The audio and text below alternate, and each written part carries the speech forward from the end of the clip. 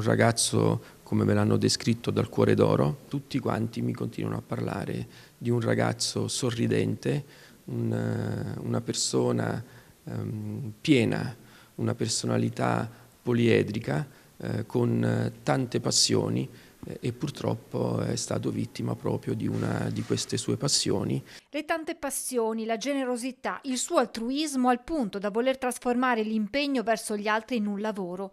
Pietro Monici viene ricordato così dai colleghi del comando dei Vigili del Fuoco di Treviso, dove aveva iniziato dal 2015 a prestare servizio.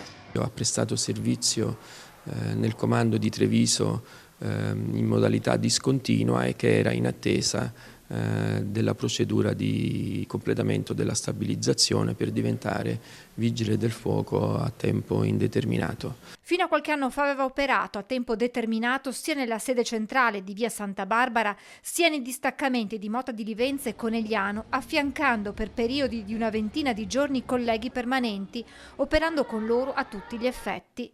Originario di Milano, Monici era iscritto all'albo dei pompieri dal 2011. A breve avrebbe dovuto frequentare il corso di formazione per allievi vigili del fuoco presso le scuole centrali antincendi di Roma. Con ogni probabilità nel giro di un anno sarebbe stato stabilizzato.